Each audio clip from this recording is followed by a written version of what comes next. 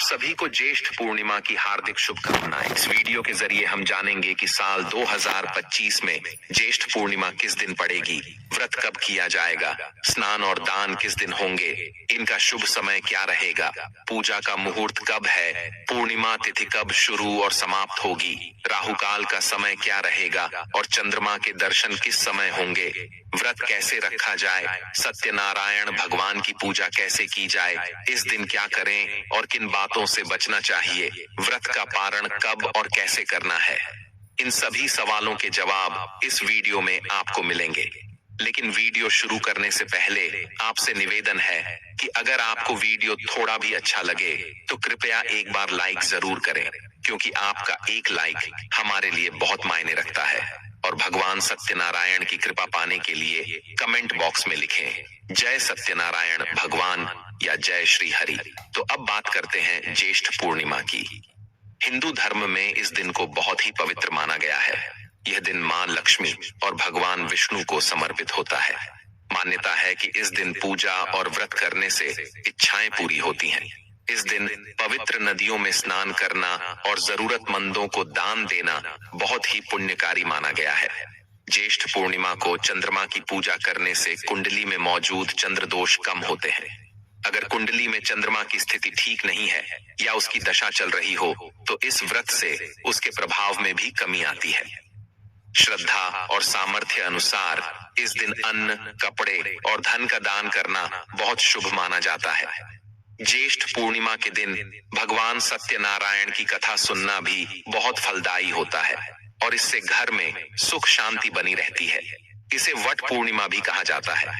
इस दिन महिलाएं वट सावित्री व्रत करती हैं और अपने पति की लंबी उम्र और अच्छे स्वास्थ्य की कामना करते हुए निर्जला व्रत रखती है तथा वट यानी बरगद के पेड़ की पूजा करती है। अब जानते हैं कि साल 2025 में ज्येष्ठ पूर्णिमा कब पड़ेगी, व्रत किस दिन करना है, स्नान और दान कब करना है और पूजा का शुभ समय क्या होगा, राहु काल कब से कब तक रहेगा। इन सब की जानकारी भी आपको मिलती है। तो आपको बता दें कि इस वर्ष ज्येष्ठ माह की पूर्णिमा तिथि की शुरुआत 10 जून 2025 को सुबह 11:35 पर होगी और यह तिथि समाप्त होगी 11 जून 2025 को दोपहर 1:13 पर। इस आधार पर इस साल ज्येष्ठ पूर्णिमा का व्रत 10 जून 2025 को मंगलवार के दिन रखा जाएगा और इसी दिन वट पूर्णिमा व्रत भी मनाया जाएगा, जबकि स्नान और दान की पूर्णिमा 11 जून 2025 बुधवार को पड़ेगी। अब बात करें पूजा के शुभ समय की, तो 10 जून को पूजा का अच्छा समय सुबह 8:52 से दोपहर 2:05 तक रहेगा। इसी दिन अभिजीत मुहूर्त सुबह 11:53 से दोपहर 12:49 तक होगा। इस दिन सूर्योदय का समय सुबह 5:23 रहेगा और चंद्रमा का उदय शाम 6:45 पर होगा। वहीं राहु काल दोपहर 3:50 से शाम 5:34 तक रहेगा। भक्तों, राहु काल में पूजा पाठ करने से बचना चाहिए। अब बात करते हैं स्नान और दान के शुभ समय की। आपको बता दें कि ब्रह्म मुहूर्त में स्नान करना सबसे शुभ माना गया है और 11 जून को ब्रह्म मुहूर्त सुबह 4:02 से है, 4:42 तक रहेगा। चलिए अब जानते हैं कि ज्येष्ठ पूर्णिमा के दिन किन बातों से बचना चाहिए। इस दिन भूलकर भी मांसाहारी या तामसिक चीजों का सेवन नहीं करना चाहिए। बाल और नाखून नहीं काटने चाहिए। किसी से झगड़ा, विवाद या अपशब्द बोलने से बचें। साथ ही नशा और जुआ जैसे कार्य भी इस दिन नहीं करने चाहिए। इस दिन काले कपड़े पहनने से भी बचना चाहिए, क्योंकि यह नकारात्मक ऊर्जा को आकर्षित कर सकता है और आपके कामकाज या व्यापार पर गलत असर डाल सकता है। दान या पूजा के समय भी काले रंग के सामान का उपयोग ना करें, क्योंकि इससे चंद्रमा की स्थिति कमजोर हो सकती है और राहु का असर बढ़ सकता है। भक्तों, पूर्णिमा के दिन 2 तरह से व्रत किया जाता है। कुछ लोग दिन भर व्रत रखने के बाद शाम को चंद्रमा को अर्घ्य देकर व्रत खोलते हैं और कुछ लोग भगवान सत्यनारायण के नाम पर व्रत करते हैं। सत्यनारायण व्रत में सुबह स्नान आदि के बाद भगवान की पूजा की जाती है, उनकी कथा सुनाई जाती है और फिर उन्हें भोग लगाकर अपराह्न या सायंकाल में व्रत खोला जाता है। दोनों व्रतों की विधि लगभग एक जैसी होती है और पूजा की सामग्री भी एक ही रहती है। चंद्रमा की पूजा की विधि भी इसी में सम्मिलित होती है। भक्तों, पूर्णिमा के दिन आपको सूर्योदय से पहले उठना चाहिए। अगर संभव हो तो गंगा स्नान करें और अगर न कर सकें तो घर पर ही गंगा जल से स्नान करके उसी फल की प्राप्ति कर सकते हैं। इसके लिए पहले स्नान वाली बाल्टी को अच्छी तरह धो लें, उसमें थोड़ा सा गंगा जल डालें और फिर उसमें शुद्ध जल भरें। स्नान करते समय हर हर गंगे का उच्चारण करें। स्नान के बाद साफ कपड़े पहने और अपने घर के मंदिर की सफाई करें। पूजा स्थल पर गंगा जल छिड़क कर उसे शुद्ध करें। सबसे पहले किसी शांत और साफ जगह पर पूर्व या उत्तर दिशा की ओर मुख करके बैठ जाएं। पूजा में लगने वाली सारी सामग्री पास में रख लें। अब जानते हैं कि पूजन में कौन कौन सी चीजें चाहिए होंगी। इसमें रोली, मौली, अक्षत, पान, सुपारी, लौंग, इलायची, धूप, दीपक, इत्र, जनेऊ, फूल, फूलों की माला, फल और मिठाई आदि शामिल करें। साथ ही दक्षिणा देना भी जरूरी होता है। जल के लिए एक लोटा रखें, जिसमें थोड़ा सा गंगा जल डालें और फिर उसमें शुद्ध जल भर लें। सारी सामग्री एक जगह जमा करके आसन पर बैठ जाएं। फिर एक लकड़ी की चौकी या पाटा लें, उस पर पीले रंग का कपड़ा बिछाएं और भगवान का स्थान तय करें। जो भक्त सत्यनारायण भगवान की पूजा कर रहे हैं वे उनकी तस्वीर रखें और अगर चंद्रमा का व्रत कर रहे हैं तो भी भगवान सत्यनारायण या लक्ष्मी नारायण की तस्वीर या मूर्ति को रखें। अब सबसे पहले व्रत और पूजा का संकल्प लें। इसके लिए सीधे हाथ में थोड़ा जल, पुष्प, अक्षत और एक सिक्का लें। भगवान सत्यनारायण का ध्यान करें और अपना नाम, गोत्र, स्थान का नाम, मकान नंबर और शहर का नाम लेते हुए भगवान से प्रार्थना करें कि यह पूजा और व्रत बिना किसी बाधा के पूरा हो जाए। आप जो भी इच्छा रखते हैं वह भी भगवान से कहें। इसके बाद संकल्प की चीजें भगवान के चरणों में अर्पित करें। संकल्प करने के बाद पूजा की शुरुआत करें। सबसे पहले भगवान गणेश का ध्यान करें और फिर सत्यनारायण भगवान को स्मरण करें और निवेदन करें कि वे इस पूजा को स्वीकार करें। फिर भगवान को जल अर्पित करें। इसके बाद पंचामृत से स्नान कराएं। पंचामृत बनाने के लिए कच्चा दूध, दही, घी, शहद और शक्कर मिलाएं। यदि आपके पास धातु की मूर्ति है तो सीधे स्नान कराएं और अगर केवल तस्वीर है तो एक फूल लें और उसमें पंचामृत लगाकर भगवान को अर्पित करें। स्नान के बाद साफ जल से भी स्नान कराएं, यानी फिर से जल अर्पित करें।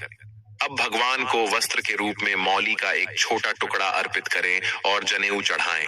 जनेऊ पर पहले रोली लगाकर तिलक करें, फिर शुद्ध घी का दीपक जलाएं और धूप दिखाएं। अब एक फूल या रुई में इत्र लगाकर भगवान को अर्पित करें। फिर रोली या चंदन का तिलक लगाएं, अक्षत चढ़ाएं और फूलों की माला भगवान को अर्पित करें। अब दीपक को बिना हाथ में उठाए हाथ से भगवान को दीप दिखाएं या फूल में धूप लगाकर उन्हें अर्पित करें। अंत में भगवान को भोग लगाएं, जिसमें फल, मिठाई, मिश्री, बताशा और खासकर पंचामृत और पंजीरी जरूर रखें। साथ में तुलसी का पत्ता रखना न भूलें। भोग लगाने के बाद थोड़ा जल लेकर आचमन करें। फिर भगवान को पान के पत्ते पर 2 लौंग, 1 इलायची और 1 सुपारी रखकर अर्पित करें। इसके बाद अपनी श्रद्धा अनुसार भगवान को दक्षिणा अर्पित करें। फिर हाथ जोड़कर भगवान सत्यनारायण से प्रार्थना करें, हे प्रभु, हमारे इस व्रत और पूजा को स्वीकार करें। यदि कोई भूल हुई हो तो क्षमा करें। अपनी मन की इच्छा भी भगवान के सामने कहें। अब भगवान सत्यनारायण की कथा पढ़ें या ध्यान से सुनें। उसके बाद अगर संभव हो तो एक छोटा सा हवन करें। अब आरती करें और पूरे विधि विधान से पूजा को पूरा करें। फिर सभी लोगों को प्रसाद बांटें और अंत में स्वयं प्रसाद लें और फिर भोजन करें। ध्यान रहे कि पहले प्रसाद लें, उसके बाद ही भोजन करें। अब जानते हैं कि व्रत कब करना है और पूजा का शुभ समय क्या रहेगा, लेकिन उससे पहले समझ लेते हैं चंद्र अर्घ और पूजन की विधि। जब शाम को चंद्रमा उदय हो तब उसे अर्घ देना होता है। अर्घ देने के लिए एक लोटे में शुद्ध जल लें, उसमें थोड़ा कच्चा दूध मिलाएं, कुछ पुष्प डालें और थोड़े अक्षत भी मिलाएं। फिर यह जल चंद्रमा की ओर अर्पित करें और साथ ही ओम चंद्राय नमः मंत्र का जाप करते हुए अर्घ दें। अब धूप और दीप से चंद्रमा को पूजन करें और सफेद मिठाई का भोग लगाएं। फिर हाथ जोड़कर चंद्रदेव से अपने परिवार की सुख शांति और समृद्धि के लिए प्रार्थना करें। चंद्र पूजन के बाद आपका व्रत पूरा हो जाता है और अब आप व्रत का पारण करें। पहले प्रसाद ग्रहण करें और फिर फलाहार या सात्विक भोजन करें। पूर्णिमा के दिन चंद्रदेव से संबंधित चीजों का दान करना शुभ होता है। आज की इस वीडियो में आप लोगों को स्नान दान पूर्णिमा के दिन वह ऐसी कौन सी 5 गलतियां हैं जो आपको भूल कर भी नहीं करना चाहिए, एवं ज्येष्ठ पूर्णिमा के दिन आपको क्या खाना चाहिए और क्या नहीं खाना चाहिए जिससे परिवार में दोष न लगे, और इस ज्येष्ठ पूर्णिमा के दिन किए जाने वाले 4 से 5 विशेष उपाय भी बताऊंगा, और आपको इस दिन किन किन बातों का ध्यान रखना है, और इसी के साथ इस महीने आपको कौन से 5 काम करने से बचना चाहिए, ये सारी जानकारी हम आपको इस वीडियो में देंगे। इस वीडियो को देखने के बाद आपको कोई और वीडियो देखने की जरूरत नहीं पड़ेगी। तो चलिए दोस्तों, वीडियो में आगे बढ़ते हैं। अगर आप भी चाहते हैं कि जीवन भर माता रानी का आशीर्वाद आप पर सदैव बना रहे, तो वीडियो को लाइक करें, चैनल को सब्सक्राइब करें और कमेंट बॉक्स में जय माता लक्ष्मी, जय हरि विष्णु जरूर लिखें। साथ ही स्नान दान पूर्णिमा के इस अति पावन दिन में कुछ विशेष उपाय करके व्यक्ति अपने जन्म जन्मांतर में किए गए सभी पाप कर्मों से भी छुटकारा पा सकते हैं। अगर इस महीने आप भगवान की सच्चे मन से पूजा अर्चना करते हैं तो आपकी किस्मत रातों रात बदल जाएगी। लेकिन जितना इस महीने में माता भगवान विष्णु लक्ष्मी जी प्रसन्न होते हैं, उतना ही 5 काम करने से क्रोधित हो जाते हैं।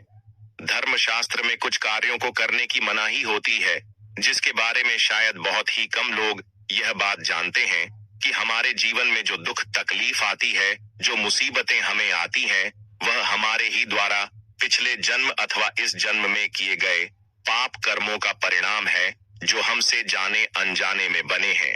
इसलिए भगवान ने हम मनुष्य के लिए स्नान दान पूर्णिमा के दिन सभी पाप कर्मों से निवृत्ति पाने के लिए ही बनाया है।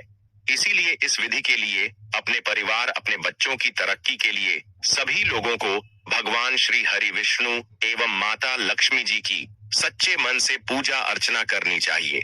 लेकिन शास्त्रों में यह भी बताया गया है, अगर कोई भी मनुष्य स्नान दान पूर्णिमा के दिन इन 5 कामों में से किसी भी एक काम को गलती से भी कर देता है, तो पूरे जीवन उसके द्वारा किए गए सभी पुण्य समाप्त हो जाते हैं, जिससे जीवन में धन का नाश होने की संभावना हमेशा रहती है।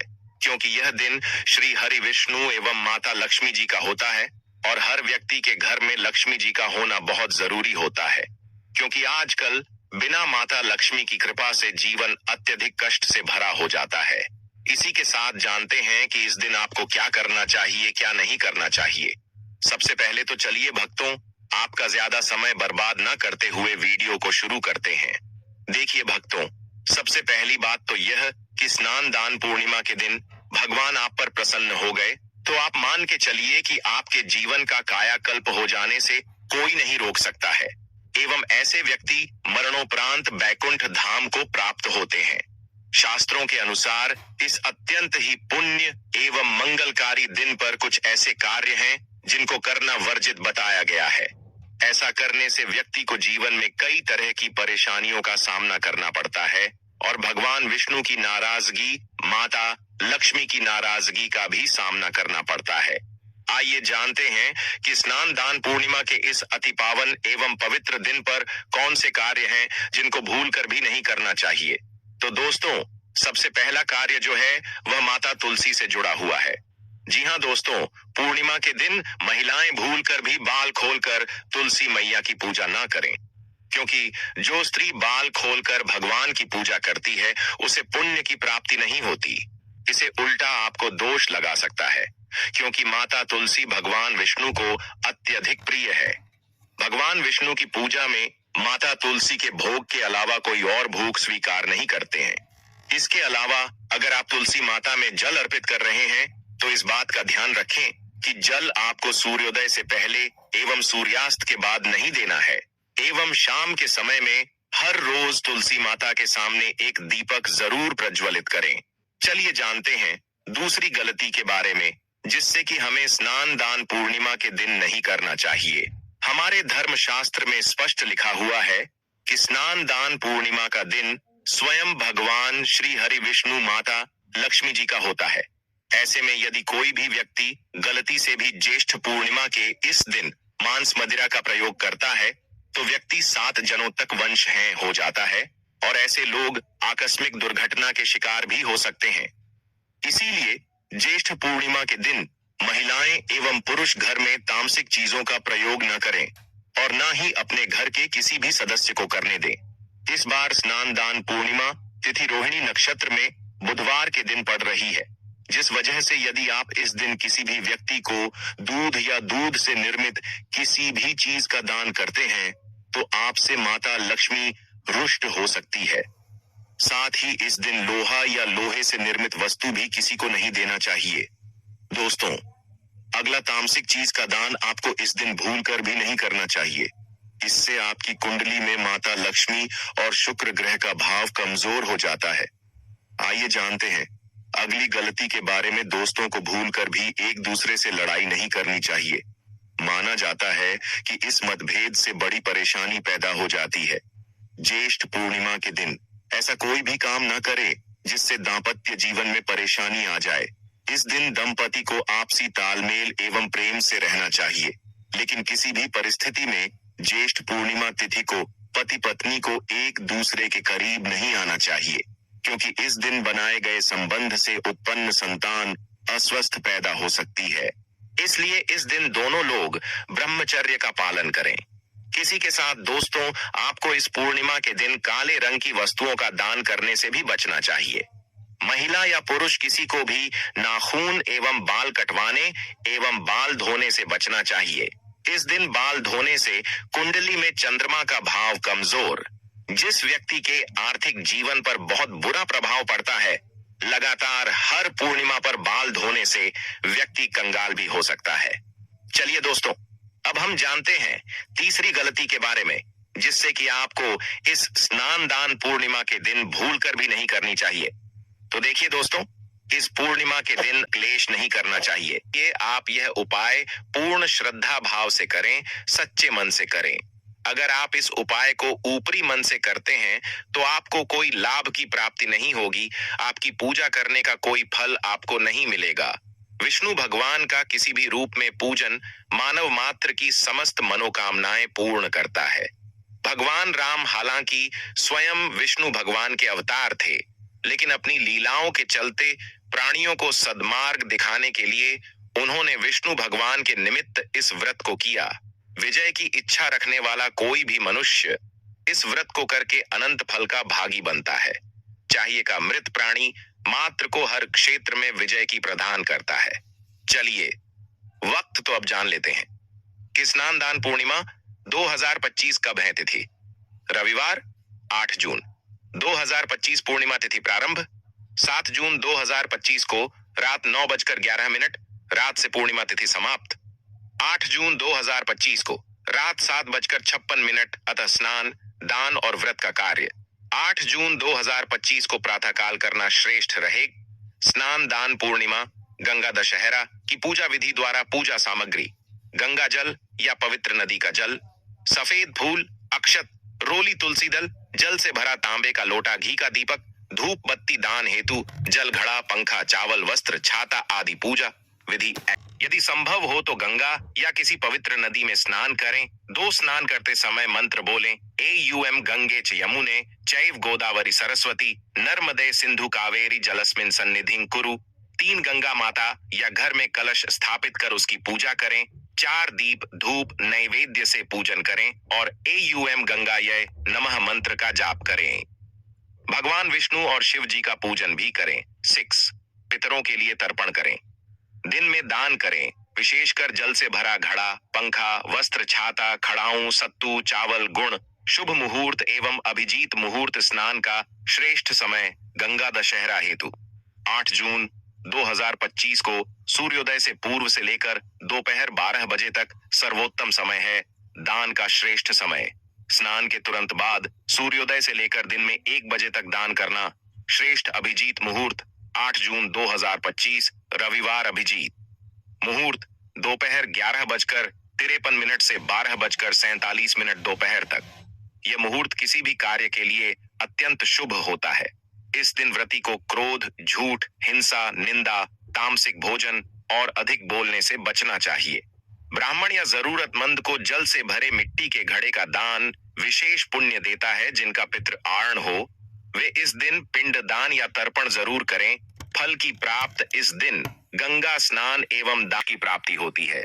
यह दिन पितरों को तृप्त करने के लिए भी अत्यंत श्रेष्ठ माना गया। इसलिए तिथि समाप्त होने से पहले पहले आपको उपवास खोलें। व्रत खोलने से पहले जातक को भगवान विष्णु की आराधना करनी चाहिए। दोस्तों ही समाप्त हो जाता है और घर में सकारात्मक ऊर्जा का वास होता है। जिस घर में गाय होती है उसे घर से स्वयं वस्तु दोस्त और हमेशा के लिए समाप्त हो जाते हैं, क्योंकि गाय को माता लक्ष्मी का ही रूप माना गया है। गाय के शरीर पर 33 करोड़ देवी देवताओं का वास होता है, इसलिए ध्यान रखें। गाय को कभी भी घर में नारायण बन सकती है और घर में दर्द देवता का वास हो सकता है। इसलिए कोशिश करें कि रोजाना ताजी रोटी बनाकर गाय को खिलाएं। अगर रोटी किसी कारणवश जाए तो उसे अगले दिन न दें, क्योंकि यह बासी मानी जाती है। गाय को हमेशा ताजा और साफ खाना ही दे। इसके अलावा अगर घर में कोई फल या सब्जी सड़ जाए तो उसे गाय को देने से बच्चे घर की समृद्धि में कमी हो सकती है। गाय को खुश रखने के लिए आप आटे की 11 लोहियां बनाकर उनके ऊपर हल्दी लगा सकते हैं। ऐसा करने से आपके सारे काम आसान होंगे और जीवन में सुख समृद्धि आएगी। गाय के चरणों को स्पर्श करें, इससे आपके सभी दुख दूर हो सकते हैं। अगर संभव हो तो गाय की 7 बार परिक्रमा भी करें, या आपके जीवन में सफलता और खुशियों का संचार करेगा। जब भी गाय को उसने हल्दी या थोड़ा घी डाल सकते हैं और रोटी को खाली ना दे, आपके जीवन में शुभ फलों की प्राप्ति का कारण बनेगा। गाय को ताजा रोटी खिलाना अगर करना आपके जीवन में, अगर आप इस चैनल पर नए हैं तो चैनल को सब्सक्राइब करके वीडियो को एक लाइक जरूर करें। साथ ही आप अपनी राशि को कमेंट बॉक्स में जरूर डाल दें, क्योंकि हम राशि से जुड़ा भाग्य भी बताते हैं और भाग्य में चल रही परेशानियों को तत्काल दूर करने के लिए आसान से आसान उपाय भी बताते हैं। इसी प्रकार से अगर आपने हमारे द्वारा बताए हुए नियमों का पालन कर लिया तो करनी ही मंत्र से सिद्ध हो जाएंगे और आपको लाभ की प्राप्ति होगी। जानकारी थोड़ी सी भी अच्छी लगी हो तो वीडियो को लाइक करें। चैनल पर नए तो चैनल को सब्सक्राइब जरूर ही कर लें, ताकि इसी प्रकार की और भी ज्ञानवर्धक जानकारी हम आपको सीधे नोटिफिकेशन के माध्यम से इस चैनल पर प्राप्त कर सकें। वीडियो के अंत तक बने रहने के लिए आप सभी का धन्यवाद। मिलते हैं नेक्स्ट वीडियो में, तब तक के लिए नमस्कार।